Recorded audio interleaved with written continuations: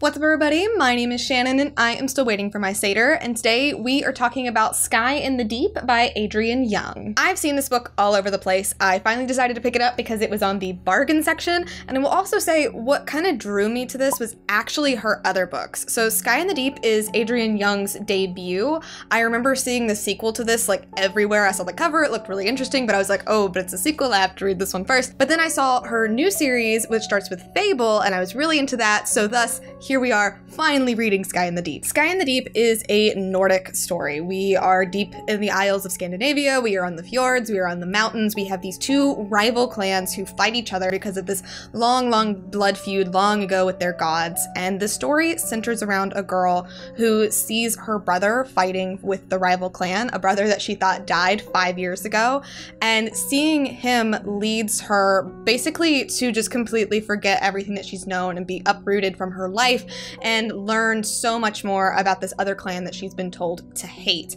I was a little bit on the fence like the entire time I was reading this book. The whole time I was reading it, I felt like we were building to something and then it just never quite got there. There was like a lot of buildup, but I felt like it never really paid off because we are with our main character. We're with her as she gets captured. She's taken to this other village and she's seeing their new way of life, but she's constantly like thinking about going home and how she's going to return home. And you could tell that like maybe there was going to be a romance between her and the guy who captured her and like what's going on with her brother and all that, but it just felt so removed, which is funny because this is told from like first person, but it felt very removed. Like I did feel a lot for Elend's sadness. Like I felt for her as she was being taken from her home, as she was being forced to like handle these truths as they were being told to her, but I was never quite like rooting for her or like looking for things that she was gonna do. Like I kept thinking that she was gonna break out and something was gonna happen and everything was gonna change, but that doesn't really happen. And then I was expecting, you know, other things to happen and like it kind of does, but then it kind of doesn't. So like it just made the pacing feel weird.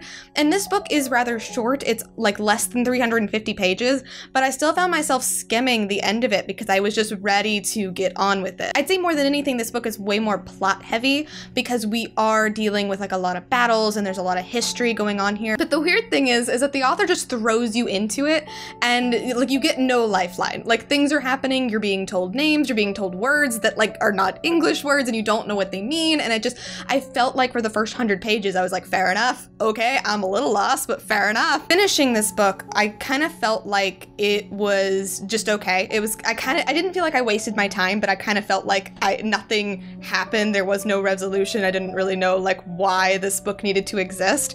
But I do think it had potential to be a really beautiful story about these two clans and like overcoming this blood feud. I wish that it had been told about her brother and how her brother ended up with this other clan, because that was a cool story and that is a story that is told to us. And I'm like, okay, but why are we with Elend? Because like nothing's happening to her where it seems like a lot of stuff has happened to him.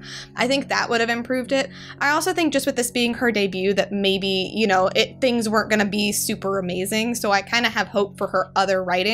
I'm not sure if I'm going to read the sequel to this, but I do know that the sequel is about somebody else. Like it's set in the same place, it's just a different clan and like a different main character, so who knows, maybe it is different, maybe it is better, but it didn't quite grab me the way I was hoping it to. I am still planning to read Fable because I have a hold on it at the library, so we'll see how that one goes. But when it comes to Sky in the Deep, I'm giving this book a C-. I wouldn't necessarily recommend it, but I am going to keep an eye on this author. But anyway, thank you guys so much for watching this video. If you liked it, be sure to hit that like button down below, and don't forget to subscribe so you can talk books with me every week. That is everything I got for today, and I will see you guys next time.